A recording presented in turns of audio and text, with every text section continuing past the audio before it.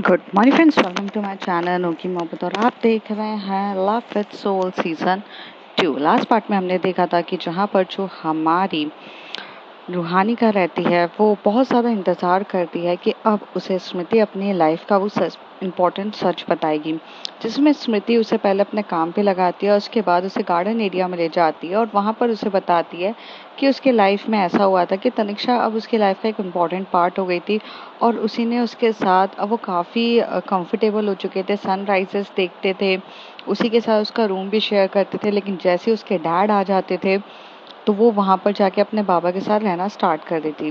वक्त और हालात इसी तरीके से चल रहे थे और बहुत कुछ अच्छा था।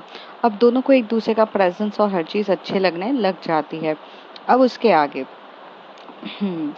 रूहानी का जो रहती है वो घर पे बहुत ज़्यादा बोर हो रही रहती है, तो वो कुछ टीवी चलाती है और टीवी चलाकर कुछ गाने वाने सुन रही रहती है।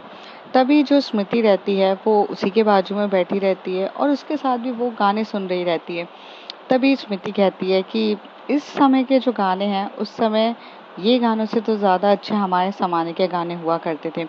तभी वो कहते हैं कि गाने तुम्हारे ज़माने में भी गाने हुआ करते थे। तो कहती थी कि ओह कम ऑन, मैं इतनी बूढ़ी टाइप भी नहीं हूँ जितना तुम मुझे बूढ़ी टाइप समझ रही हो।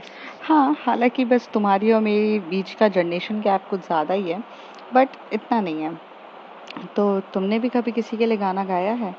तो कहती है कि हाँ, वक्त था जब मैंने भी किसी के लिए बहुत प्यारा सा गाना गाया था। तो वो कहती है अच्छा, तो मुझे सुनाओगी नहीं? तो कहती है कि कभी और, क्योंकि वो गाना ऑलरेडी मैं किसी और के लिए गा चुकी हूँ। तो तुम्हारे लिए वो गाना गाऊंगी जो शायद किसी किसी ने भी वो गाना नहीं सुना, उसके लिए मुझे थोड़ा सा समय चाहिए। रूहानिका कहती है तो मेरे लिए गाना गाने के लिए तुम्हें इतना सोचना पड़ रहा है स्मृति, ये तो बहुत गलत बात है। तो स्मृति उसके पास आती है, बैठती है। गाने ना बहुत अलग चीज़ होती है। गाने ना दिल की बातें बयान करती हैं, और जब वो दिल की बातें बयान करती हैं तो हमेशा से गाना तब गाना चाहिए जब दिल की बयां हम बात कर सकें। तो मैं तुम्हारे लिए फॉर्मेलिटी के लिए कोई गाना नहीं गाना चाहती, लेकिन मैं तुम्हारे लिए गाना ज़रूर गाऊंगी। एक वक्त आएगा जहाँ पर मैं तुम्हारे लिए एक बहुत प्यारा सा गाना गाऊंगी और जिसमें मैं अपनी बात, दिल की फीलिंग्स को बयान करूंगी। तो कहती है तो तुमने तनिक्षा के लिए गाना गाया था क्या कभी? स्मृति थोड़ा सा स्माइल करते बोलती है कि हम्म, तनिक्षा के लिए मैंने गाना गाया था। तो रूहानिका कहती है अब मुझे बताओ कैसे क्या हुआ? तो वो कहती है कि तो तुम रेडियो स्टोरी सुनने के लिए, पर तुम अभी तो गाने सुन रही हो और अभी तो तुम एंजॉय कर रही हो, तो तुम बाद में सुन लेना। तो कहती है नहीं नहीं, ये सब हो चुका है, प्लीज़ तुम सुनाओ ना, मुझे तुम्हारी स्टोरी जानने में ज़्यादा इंटरेस्ट है।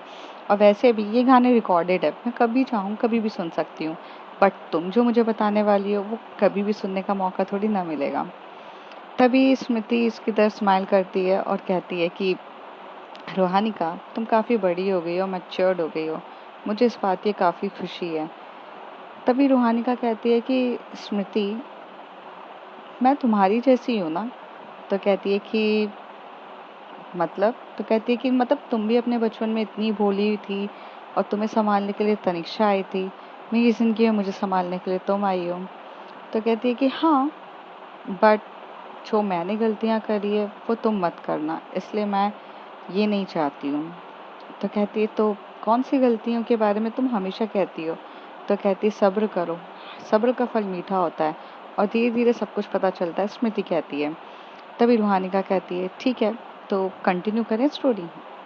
तो स्मृति बोलती है कि हाँ, ये उस समय की बात है कि जिस समय हम लोग एक दूसरे के साथ काफ़ी कंफर्टेबल होने लग गए थे।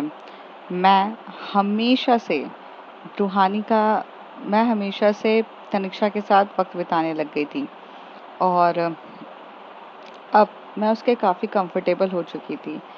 रोज़ शाम को आना, रोज़ शाम को जाना, यही सब चलता रहता था। तभी रूहानिका बोलती कि रोज़ शाम को आना, रोज़ शाम को जाना कहाँ पर?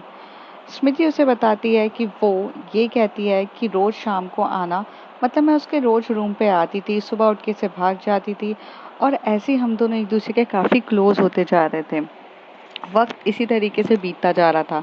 अब फाइनली हमारा एक टाइम आ जाता है कि जहाँ पे हमारा 10th बोर्ड होता है, जहाँ पे मेरा 10th बोर्ड चल रहा था और मैंने कहा ना कि तनिक्षा हमेशा से मुझसे 2 साल बड़ी थी, तो उसका 12th चल रहा था। स्मृति कहती है, स्मृति थोड़ी देर के बाद वहाँ पर बैठ जाती है और बैठ के काफ़ी ज़्यादा सर पे हाथ रखी हुई थी। उसी समय पे तनिष्का उसके पास आके बोलती, क्या हो गया तुम्हें, तो तुम इतनी टेंशन में क्यों? तभी वो कहती है, तनिष्का ये 10th बोर्ड है, मतलब यहाँ से मेरा पूरा करियर डिसाइड होगा। मैं काफ़ी ज़्यादा वरीड हूँ क्योंकि 8th और 9th में तो मैंने कैसे तैसे अच्छे मार्क्स ला लिए और कहीं ना कहीं तुमने मुझे काफ़ी अच्छे से पढ़ा दिया, बट मैं काफ़ी ज़्यादा टेंस हूँ कि मैं यहाँ पर अपने 12th में मैं कितने अच्छे से कैसे कर पाऊंगी। तो हंसते हुए बोलते कि इसमें क्या प्रॉब्लम्स है, मुझे पता था कि तुम्हें हमेशा से यही प्रॉब्लम आएगी, तनिष्का कहती है। तभी स्मृति का वो हाथ पकड़ती है, उसे बोलती है चलो मेरे रूम पे। वो उसे रूम पे ले जाती है, एक कबर्ड ओपन करती है और वहाँ पर ना 10th की जितनी भी बुक्स रहती है वो सब निकालती है।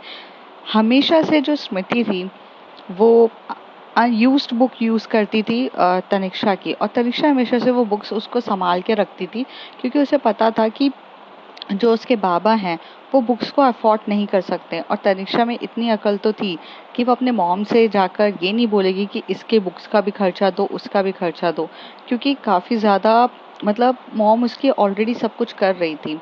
तो तनिष्का हमेशा से बहुत प्यार से स्मृति की तरफ देख के उसे बुक्स देती है और उसके एक नोट्स देती है और कहती है कि ये नोट्स हैं जो तुम हमेशा से पढ़ोगी ना पास हो जाओगी। जब मैं 10th में थी तो मैंने 80% इसी के थ्रू क्रॉस करे थे और मुझे पता था कि तुम्हारे लिए मुझे ये सब संभाल के रखना है। तभी वो कहती है कि पर हर बार का एग्ज़ाम तो वैसा नहीं आएगा ना जैसे पिछली बार का आया था, हो सकता है कि कुछ अलग आए। तनिषा कहती है बिल्कुल सही सी बात है, लेकिन ये नोट्स यूनिवर्सल है। वो बोलती है यूनिवर्सल मतलब? स्मृति कहती है, तो कहती है मतलब ऑल ओवर है, इसमें सारा कोर्स कवर किया गया है। क्वेश्चन भले कोई सा भी आए, आंसर्स तो तुम्हें यही लिखने हैं। बस इसमें से हो सकता है जैसे 10 चैप्टर्स है उसमें से 2 या 3 चैप्टर्स के क्वेश्चन आपसे पूछे जाएंगे, लेकिन पढ़ने तो आपको 10 चैप्टर्स पूरे पढ़ेंगे ना, बस वही है। तो स्मृति जो रहती है वो बस एक तरफ देखे जा रही रहती है। थोड़ी देर में तनिष्का उसे फोल्डर पे फोन हाथ रखते हुए बोलती है, क्या हुआ, पूछो मुझसे, क्या तुम मुझे पढ़ाओगी? तो कहती है कि इन दिनों टाइम तो वैसे हम लोग को मिल नहीं पा रहा है, बट हाँ मैं तुम्हें पढ़ाने की पूरी कोशिश करूंगी, ठीक है? अब तुम अपना चेहरा ये उदास सा मत रखो, मुझे बिल्कुल पसंद नहीं है। अच्छा मैं जा रही हूँ। तो कहती है कहाँ जा रही हो आप? तो कहती है तुम्हें पता है ना मेरी पियानो क्लासेस रहती है और मुझे पियानो क्लासेस जाना बहुत ज़्यादा ज़रूरी है, मुझे जाने दो। तो कहती है कि ठीक है, और कहती है इस नोट्स को पढ़ो, अगर कुछ भी डाउट्स होगा तो मुझे आकर पूछना ज़रूर। मैं पियानो क्लास से जब तक आती हूँ उसके बाद तुम मुझसे जो चाहो सवाल पूछ सकती हो। तो कहती है ठीक है। थोड़ी देर के बाद जो हमारी स्मृति रहती है वो अपनी पढ़ाई वगैरह में लग जाती है, सब चीज़ों में करने में लग जाती है। स्मृति हमेशा से ये सोच ही रहती है कि तनिष्का इतनी क्यूट है, इतनी स्मार्ट है, सब कुछ है, काश वो कभी इस लेवल तक पहुंच सकती। बट कहते हैं ना कि हर कोई तनिष्का थोड़ी ना होता है। तो उसमें हमारी जो स्मृति रहती है वो पढ़ना स्टार्ट कर देती है। पढ़ाई वो काफ़ी अच्छे से 10th के लिए कर रही रहती है, लेकिन फिर भी उसको ना कुछ चीज़ें याद नहीं हो रही रहती, कुछ चीज़ें समझ में नहीं आ रही रहती है और वो अपना सर पटके रहती है। 2 ढाई घंटे के पढ़ने के बाद जो उसके रूम में वो पूरी बुक्स फैला देती है और पढ़ना स्टार्ट कर देती है।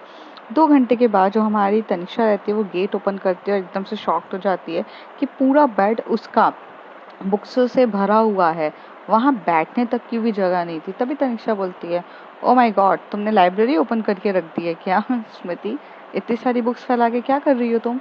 तो कहती है कि तनिष्का मुझे ऐसा लग रहा है कि मैं फेल हो जाऊंगी, मेरे को कुछ भी नहीं आ रहा समझ में, ये 10th इतनी टफ क्यों है और मुझे समझ में नहीं आता तुमने 80% कैसे स्कोर कर लिए, इट्स टू टफ। तभी उसको बोलती हूँ कुछ टफ नहीं है, इधर आओ, ये छोटे से दिमाग पे ना थोड़ा सा लॉजिकली चीजें सोचा करो। कभी भी किसी चीज को रटा नहीं जाता है स्मृति, उसे चीजों को समझा जाता है। और वो ऐसा हाथ खड़ा करके उसे वो साइंस की वो सारी चीज़ें जो होती है, केमिस्ट्री होती है, फिजिक्स होती है, वो उसे समझा रही रहती है। जैसे साइंस में 3 चीज़ें होती हैं, बायोलॉजी, केमिस्ट्री और फिजिक्स। तो यहाँ पर उसको इतना ज़्यादा कन्फ्यूजन हो रहा रहता है कि उसे समझ में नहीं आता। तभी तनिष्का स्मृति का हाथ पकड़ती है और उसे बताते हैं कि what is a Newton's law, Newton's का लॉ क्या होता है। कि जब भी जो चीज़ ऊपर जाएगी वो ग्रेविटी पुल से नीचे जाएगी। जैसे कि ये देखो, ये बॉल है, ये बॉल मैंने ऊपर की तरफ फेंकी, ये नीचे की तरफ आ रही है ना, यही ग्रेविटेशनल फोर्स है। ऐसे करके वो प्रैक्टिकली वे में स्मृति को समझा रही रहती है। वो बायोलॉजी को भी समझाने के लिए उसे उठाकर गार्डन एरिया में लेके जाती है। वहाँ के पेड़ पौधों को दिखाते हुए वो बायोलॉजी समझाती है कि जैसे फर्टिलाइजेशन कैसे होता है, किस तरीके से चीज़ें क्या वर्क कर रही रहती है, वो समझाती है। अब केमिस्ट्री उसे समझानी रहती है, तो वो केमिस्ट्री को सबसे अच्छे तरीके से समझाने के लिए उसे किचन में लेकर जाती है, और वहाँ की जो मेड रहती है उसे बोलती है कि कुछ कुछ ये आइटम्स निकाल के दे दो। जैसे वो पानी और तेल लेती है। जैसे वो पानी डालती है उसके ऊपर थोड़ा सा तेल डालती है, तो वो बताती है कि ये केमिस्ट्री है, ये केमिकल ऑफ रिएक्शंस है। देखो, यहाँ पे जो तेल है वो पानी में मिक्स ही नहीं हो रहा है, तो ये हमारी केमिस्ट्री है। उसी तरीके से कुछ गैस होती हैं, कुछ ये होता है, और वो इतने अच्छे से पढ़ा रही रहती है।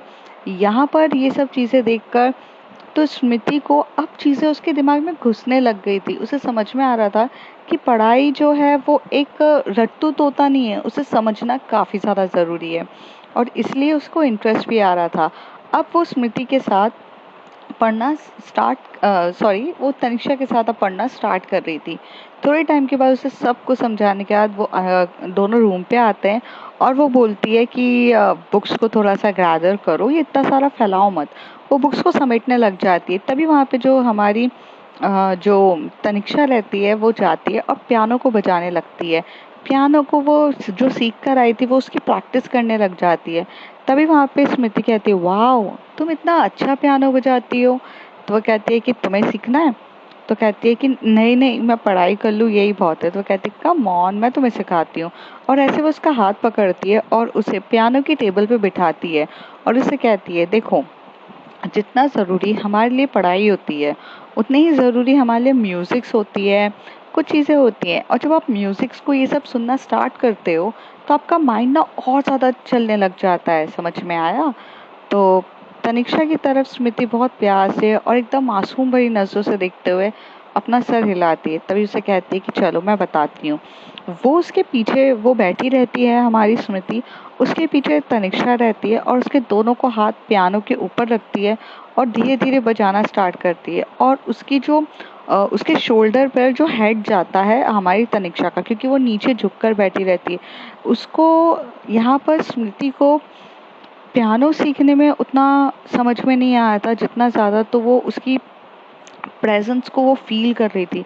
जिस तरीके से उसका टच करना, जिस तरीके से उसको पास आना, वो एक अजीब सा उसको एहसास हो रहा था, और वो सिर्फ ना उसको फील करे जा रही थी।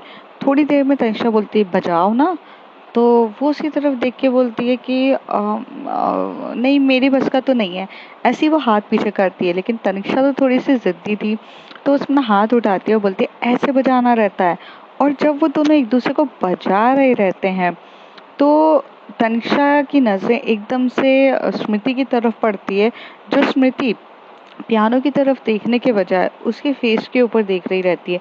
अब उन दोनों की आंखें एक दूसरे से मिलती है, और उनके जो लिप रहता है उसमें ना सिर्फ और सिर्फ इतना सा मतलब डिफरेंस रहता है, हल्का सा। मतलब अगर थोड़ी सी भी अगर वो दोनों एक करीब आए तो उन दोनों के लिप किस हो जाएगा। यहाँ पे तनिष्का को समझ में नहीं आता है, और वो एकदम से जो सांसें होती है स्मृति की, जो वो तेज तेज सांसें ले रही थी वो फील कर रही थी। तो यहाँ पे तनिष्का को ऐसा लगता है कि स्मृति को कुछ हो रहा है, और उससे भी वो इतना पास होके भी कंट्रोल नहीं हुआ जाता है। वो उसके लिप पे हल्का सा किस कर देती है और थोड़ा दूर हो जाती है।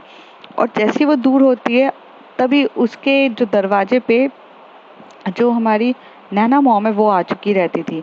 स्मृति यहाँ से कुछ सवाल करती या कुछ सवाल का पूछती तनिष्का से कि ये क्या था, वो चुप हो जाती है। उतनी देर में उसकी मम्मी कहती हैं कि तुम दोनों यहाँ पर बैठे हो, चलो खाना लग चुका है, डिनर करने चलो। तो वो कहती कि चलो डिनर करने। तभी वो एकदम शॉकिंग नज़रों से ऐसे देख रही थी। तभी तनिष्का बोलती है चलो। तो वो चुपचाप उठ के कर रही थी। पूरे टाइम तक खाना खाते टाइम जो स्मृति की प्लेट रहती है उस पे वो स्पून पे ऐसे रख के सिर्फ राउंड एंड राउंड घुमा रही रहती है। वो दाल राइस खा ही नहीं रही रहती, क्योंकि उसके दिमाग में कुछ और चल रहा रहता है कि भाई हुआ क्या था ये। बट इससे पहले वो कुछ सवाल करती या कुछ करती वो तनिषा एकदम से बोल देती है, राइस ख़त्म करो तुम। तो वो ख़त्म करने लग जाती है। कहीं न कहीं उसे तनिष्का से डर भी लगता था और उससे प्यार भी रहता था, क्योंकि तनिष्का स्ट्रिक्ट भी थी, बहुत क्यूट सी भी थी और एक वो बॉसी एटीट्यूड था। अब बॉस से प्यार भी हो सकता है, लेकिन आप उसके डर से नहीं बच सकते हो, क्योंकि अगर वो स्कोल्ड करेगा आपको, चिल्लाएगा, तो आपको डर भी लगता है। तो वही सारी मिक्स फीलिंग्स चल रही थी। जब ये लोग अपने रूम पर जाते हैं तो तनिष्का जो रहती है वो स्मृति को ऐसे आते हुए देख रही थी। तभी वो स्मृति बोलती है, स्मृति से बोलती है, क्या हो गया है तुम्हें, तुम ऐसे वियर्ड बिहेव क्यों कर रही हो जब से मैंने तुम्हें पियानो सिखाया है। तब से वो कहती है कि नहीं नहीं, मुझे कुछ नहीं हुआ है। तो कहती है कि क्या जो मैंने किया वो तुम उसके वजह से वरिड हो, तनिष्का पूछती है। तभी स्मृति कुछ नहीं बोलती। तभी उसे बोलती है, क्यों, तुम्हें मेरा इस तरीके से करीब आना पसंद नहीं है क्या। स्मृति स्मृति क्या कहती, उसके दिमाग और उसके फीलिंग्स कुछ अलग ही चल रही थी। वो उसी वैसे कहती, नहीं ऐसा नहीं है, बिल्कुल भी ऐसा नहीं है। तो कहती है, तो तुम ज़्यादा क्यों सोच रही हो, चलो सो जाओ चुपचाप। और उसे वो अपने रूम पे बुलाती है। अब यहाँ पे उसे डर लग रहा रहता है कि उसकी हार्ट बीट इतनी फास्ट हो रही रहती है, इतनी फास्ट हो रही रहती है। थोड़ी देर में जो जो हमारी तनिष्का रहती है वो फ्रेश होके उसके बेड के बाजू में आके बैठ जाती है और वो एकदम से टर्न होती है तो वहाँ पर देखती है कि स्मृति सो गई है। तो थोड़ा सा ऊपर से करती है और जब वो ऊपर कर रही रहती है तो उसे ब्लैंकेट उड़ाने के लिए वो उसके हाथ जो रहता है वो उसके चेस्ट में टच हो जाता है। जैसे ही उसका हाथ चेस्ट में टच होता है वो देखती है कि उसका जो हार्ट बीट है वो बहुत फास्ट हो रही है। तभी वो कहती है कि इसे क्या हो गया, इसकी हार्ट बीट इतनी फास्ट क्यों हो रही है। थोड़ी देर तक वो कुछ छोड़ देती है, फिर वो इधर टर्न होती है और वो आज इस बार उसे नॉवेल्स पढ़ने का बहुत ज़्यादा शौक था तनिष्का को। तनिष्का एक मल्टी टैलेंटेड गर्ल थी, मतलब जिसे पियानो बजाना भी पसंद था, जो अपने एटमिक क्वालिफिकेशंस में भी अच्छी थी, जो वॉलीबॉल भी खेलती थी और साथ ही साथ उसे नॉवेल्स पढ़ने का भी बहुत पसंद था।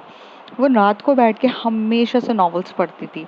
तो वो उस समय भी रात को बैठ के कुछ नॉवेल्स पढ़ रही थी और उसकी वो जो नॉवेल्स थी, इस बार वो नॉवेल्स थोड़ी डिफरेंट थी, क्योंकि हर टाइम वो हमेशा से एक फ्रेंडशिप्स नॉवेल्स पे पढ़ती है या फिर वो कुछ एक मिस्ट्रीज वगैरह के बारे में पढ़ती है। पर इस बार वो एक रोमांटिक नॉवल लेकर आई थी जो उसके फ्रेंड ने उसे सजेस्ट करी थी। तो उसकी फ्रेंड का वो रहती है, तो वो रोमांटिक नॉवल रहती है। It is a love story between one boy and one girl, where is a difference in their classes, but वो लोग किस तरीके से प्यार करना करते हैं, मतलब एक अमीर लड़का और एक गरीब लड़की रहती है, उन दोनों के बीच में किस तरीके से प्यार होता है, वो नॉवेल्स को पढ़ रही थी। और उसे वो जैसे जैसे वो नॉवेल्स को पढ़ रही थी उसे वैसे वैसे उस नॉवेल्स को पढ़ने के बाद बहुत इंटरेस्ट आ रहा था। रात का टाइम होता है, जब बहुत देर हो जाती है, रात के 1 बज जाता है, वो नॉवेल्स को रख देती है और नॉवेल्स की सिर्फ स्टार्टिंग हुई रहती है, थोड़ा रख देती है। टर्न जैसी होती है तभी जो स्मृति होती है वो एकदम से रूहानिका के बूब्स के ऊपर हाथ रख देती है और ऐसे रखने के बाद वो थोड़े दोनों एक दूसरे के क्लोज आ जाते हैं और दोनों एक दूसरे को हग करने लग जाते हैं। और ऐसे वो लोग रात भर सोचते थे, पर यहाँ पर कहीं ना कहीं एक जो लव वाली फीलिंग्स थी अब वो तनिष्का के अंदर आ रही थी। वक्त ऐसे ही बीतता जा रहा था और रोज इनका इस तरीके से होता है। फिर लाइफ में इनके ट्विस्ट तब आता है जब 10th का बोर्ड आता है। 10th बोर्ड आता है और 10th बोर्ड में एग्ज़ाम्स आने वाले रहते हैं। अब एग्ज़ाम के टाइम में तनिष्का उसे पढ़ाएगी या खुद पढ़ेगी, वो भी इम्पोर्टेंट था, क्योंकि दोनों के बोर्ड्स में ज़्यादा डिफरेंस नहीं था। मतलब ऑल्टरनेटिव डेज एग्ज़ाम्स होते थे, तो जब दोनों के एग्ज़ाम्स चल रहे थे, लेकिन फिर भी तनिष्का के लिए एक ऐसा था कि वो वक्त निकाल के जितने भी डाउट्स होते थे, चाहे वो मैथ्स के डाउट हो या साइंस के डाउट हो या फिर वो सोशल साइंस हो, मतलब सोशल स्टडीज़ हो, लाइक ज्योग्राफी, हिस्ट्री, जिसके बारे में भी ये सब चीज़ों का डाउट हो, इकोनॉमिक्स, जिसके बारे में भी ये सारा डाउट होता था, वो आकर बिंदास तरीके से पूछती थी हमेशा से तनिष्का से, और तनिष्का उसे पढ़ाई में मदद करते हैं। दोनों एक ही रूम में पढ़ रहे रहते हैं, कभी वो उसके पास आके डाउट पूछ लेती थी तो अपनी पढ़ाई छोड़ के उसको डाउट भी बताती थी और इसी तरीके से माहौल उनका बढ़ता गया। और उन दोनों के एग्ज़ाम्स जब आ गए करीब और एग्ज़ाम्स भी हो गए। अब मैं आपको एक बात बता देती हूँ, जब एग्ज़ाम्स की प्रिपरेशंस ये लोग कर रहे थे, जो हमारी तनिष्का थी उसने पियानो की क्लासेस लेना बंद कर दिया था, क्योंकि अभी वो अपने एग्ज़ाम्स में फ़ोकस करना चाहिए था। तनिष्का ने पियानो की क्लासेस, वॉलीबॉल्स प्रैक्टिसेस सब छोड़ दी थी और अपने दोस्तों के साथ घूम मिलना जुलना भी छोड़ दिया था। वहीं पे जो हमारी स्मृति थी उसने भी अपनी लाइफ का सबसे इम्पोर्टेंट डिसीजन लिया था और उसने भी ये सब चीज़ें छोड़ दी थी। लाइफ सबकी इसी तरीके से प्यारी सी और खूबसूरत से चल रही थी। एक वक्त आता है जहाँ पे एग्ज़ाम्स होते हैं और ये लोग एग्ज़ाम्स में भी अच्छे से पार कर लेते हैं। जब एग्ज़ाम्स के बाद छुट्टियाँ लगती हैं तो थोड़ा बहुत सब मस्ती करते हैं। तो यहाँ पर जो स्मृति थी वो अपने बाबा के साथ रहती है, लेकिन उसके जो बाबा थे वो उनकी जो दादी भी थी, मतलब स्मृति की खुद की भी एक दादी थी जो गांव में रहती थी, जो वो हर टाइम ज़्यादातर कभी जाते नहीं थे क्योंकि उसकी दादी और वगैरह थी। लेकिन उस समय दादी की तबीयत खराब होने की न्यूज़ आई और उस समय जो उसके बाबा थे वो अपनी दादी से मिलने के लिए जा रहे थे। तो यहाँ पर जो स्मृति रहती है वो भी अपने बाबा के साथ उसकी दादी के यहाँ चली जाती है और दादी के यहाँ जाने लगती है। पर ये बात तनिष्का को बिल्कुल अच्छी नहीं लगती है। तनिष्का बस उसकी तरफ देख रही रहती है। तभी तनिष्का जो रहती है वो अपने मॉम की तरफ देख के बोलती है कि डैड को आने में कितना टाइम है मम्मा। तो वो कहती है कि डैड तो नेक्स्ट वीक आने वाले हैं। तो कहती है तो मैं भी तनिष्का के साथ तनिष्का बोलती है मैं भी स्मृति के साथ उसके गांव देखा हूँ। मम्मा हमारे तो दादा दादी रहे नहीं है और मेरे नाना नानी तो यहाँ पर मतलब आपने लव मैरिज करी थी तो नाना नानी के घर पे भी जाना अलाउ नहीं है, दादा दादी है नहीं है, तो मैं सिर्फ यहीं पर रहती हूँ, मैं बचपन से बड़ी हो गई हूँ यही घर। तो करीब मुझे भी तो कुछ थोड़ा सा एरिया डिफरेंट जानने का मौका मिले, तो प्लीज़ मॉम आप मुझे भेजोगे। पर वो हर चीज़ के लिए वो मना कर देती हैं। लेकिन तनिष्का अपनी मॉम से इस बार आर्ग्यू नहीं करती है क्योंकि अब वो बड़ी हो चुकी थी। अपने मॉम से आर्ग्यू करने का कोई मतलब नहीं रहता। तो रात का समय रहता है, जिस रात के समय के लिए जो उसके बाबा रहते हैं वो वहाँ से जाते हैं और एक वहाँ पे जाते से ट्रेन रहती है, वो ट्रेन से वहाँ से बस अपनी जो थोड़ा सा दूर उसका जो गांव रहता है वहाँ जाना रहता है। स्मृति भी यहाँ पर सोच रही रहती कि उसको नहीं जाना था क्योंकि उसे अब तनिष्का से दूर जाना बिल्कुल भी पसंद नहीं रहता है। ट्रेन जैसे ही चलने लग जाती है उसके बाबा वहाँ बैठते हैं और सामने के सामने स्मृति बैठी रही रहती है, स्मृति बैठी रहती है। और थोड़ी देर के बाद यहाँ पर ना जो स्मृति होती है वो ट्रेन चलने लग जाती है और चलने लग जाती है। उसके जो बाबा रहते हैं वो थोड़ी सी ना मतलब ट्रेन छूट जाती है, बाबा ट्रेन के अंदर नहीं घुस पाते हैं और छूट जाती है। वो वहाँ से बोलते हैं कि ट्रेन को रोको, ट्रेन को रोको, लेकिन स्मृति को उस समय इतना समझ नहीं थी कि वो ट्रेन को किस तरीके से रोके। और ये एक चीज़ उसके साथ हो जाती है और वो वहाँ पे काफ़ी डरी हुई रहती है क्योंकि उसके आजू-बाजू जो अंकल्स थे वो मतलब थोड़े से बेकार अंकल्स उस समय उस एरियाज़ में थे। तो जो उसे काफ़ी ज़्यादा घबराहट होने लग जाती है, वो डरने लगती है और वो मन ही मन सोचने लगती है कि बाबा भी मुझे छोड़ के चले गए और क्या है। तो वो वहाँ से उठ के थोड़ा सा बोगी चेंज करने की कोशिश कर रही रहती है। उठ के मतलब वो वहाँ से जाकर थोड़ा सा सोच रही रहती है कि नेक्स्ट स्टेशन पे उतर जाऊँ या कुछ। लेकिन कुछ समय के बाद वो लोग भी उसका पीछा करने लग जाते हैं। फिर एकदम से क्या होता है कि सामने के सामने उसे वहाँ पर तनिष्का खड़ी हुई दिखती है और स्मृति उतने स्पीड में भागते हुए तनिष्का के गले लगती है और रोने लग जाती है, रो रही रहती है। और पीछे वहाँ पर जो लड़के लोग खड़े रहते हैं उनके पीछे कोई और खड़ा वो एकदम से डर जाते हैं और डर के भागने लग जाते हैं क्योंकि यहाँ पर जो हमारी जो तनिष्का रहती है वो कोई मतलब कोई ऐसी सुपर वुमन नहीं रहती है, वो स्मार्ट रहती है। उसने क्या किया था कि उसने एक पुलिस वाले की मदद लेती है और उसे बोलती है कि मैं यहाँ पे खो गई हूँ और मेरी मेरी जो दोस्त है मैं उसके साथ आई थी, वो खो गई है, तो प्लीज़ आप इस बोगीज में मुझे ढूंढने में मदद करो। तो वो अपने पुलिस वाले के साथ उस बोगीज में ढूंढने के लिए मदद करवा रही थी। तभी उस सिचुएशन में उसे दिखता है और यहाँ पे स्मृति बहुत रो रही रहती है। तभी वो पूछती है कि बाबा कहाँ गए, मतलब वो हमेशा से बोलती थी कि अंकल कहाँ गए, तो वो बोलती कि पापा पता नहीं कहाँ चले गए स्मृति, मुझे नहीं पता। तभी पुलिस वाले बोलते कि तुम दोनों यहीं पर हो, तुम्हारे पेरेंट्स कहाँ हैं? तो कहती है कि बाबा यहाँ से उतर रहे थे, कुछ मेरे लिए पानी की बोतल लेने गए थे, पता नहीं वो कहाँ चले गए। तो कहते हैं कि ये तो बिल्कुल भी सही नहीं है, और जिस तरीके से छिछोरे लड़के हैं ये बिल्कुल भी सही नहीं है। एक काम करो, तुम लोग यहाँ पे चलो, मैं तुम्हें एक सेफ साइड लेके जाता हूँ। वो दोनों पुलिस वालों के साथ रहते हैं, और एक फीमेल पुलिस रहती है और एक मेल पुलिस रहता है। 2 पुलिस वालों के साथ वो लोग जाते हैं, वहाँ पर वो चुपचाप बैठे रहते हैं। और यहाँ पर खबर पता चलती है नैना मॉम को कि तनिष्का घर से गायब है, और वो एक नोट लिख कर गई है कि मैं स्मृति के साथ उसी के गांव जा रही हूँ। मम्मा, मैंने आपसे प्यार से पूछा था, आपने नहीं बोला, लेकिन अब मुझे जाना है तो जाना है। तो अब उसकी मम्मी एकदम से गुस्से में हो जाती है कि क्या करूँ।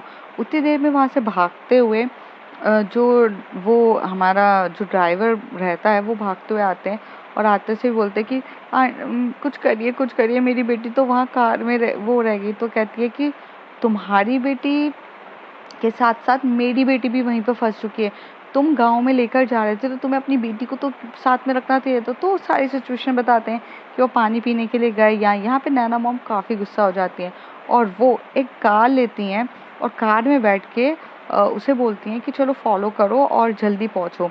तो उस ट्रेन में जहाँ जहाँ एरिया होता है वो वहाँ पे फॉलो करने के होते हैं। और मैंने बताया ना, नैना मॉम की बहुत ज़्यादा एक एक पहुँच थी, तो वो लोग वहाँ पर जाके पता करते हैं चीज़ें, और कि वहाँ पर जाके उन दोनों बच्चों को संभाल के रखा जाए। तो ऐसी चीज़ें होती हैं। तो एक टाइम आता है कि जहाँ पे नैना मॉम वहाँ बीच में से ट्रेन में से निकालती हैं, और वहाँ पर पहुँच जाती हैं वो, और वो करीब कुछ 5-6 घंटे के गैप में वहाँ तक पहुँचती हैं। वहाँ से वो पुलिस वालों को भी इन्फॉर्म मिलता है, और वो लोग उस बच्चों को स्टेशन पे छोड़ देते हैं। जैसे ही नैना मॉम दिखती है तो सबसे पहले तो तनिष्का को थप्पड़ पड़ता है, क्योंकि उसने जो हरकत करी थी वो काफ़ी गलत थी।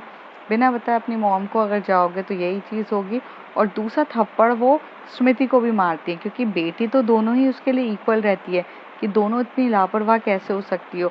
और यहाँ पर ड्राइवर भैया को कहती है कि तुम्हें जाना है तो तुम अपनी मम्मी के पास अकेले मिलने जाओगे, अब ये दोनों बेटियां मेरी नज़रों में रहेंगी। और इस तरीके से नैना मॉम उन दोनों को घर पे लेकर आ जाती है। तो अब फ्रेंड्स देखते हैं आगे क्या होता है। आगे की स्टोरी बहुत सारी बाकी है, और मैंने आपको, जैसे ये रियलिटी स्टोरी है, और मैंने आपको बताया था कि ये वो 21 दिन तक वो स्टोरी थोड़ा थोड़ा पार्ट दिन रात में करते हुए उसे बताती है। तो 21 दिन तक वो स्टोरी सुनाती है जब तक उसका प्लास्टर नहीं उतर जाता है स्मृति रूहानिका को। तो आप भी देखते रहिए, तब तक के लिए bye bye, take care. If you like my story, like share and subscribe.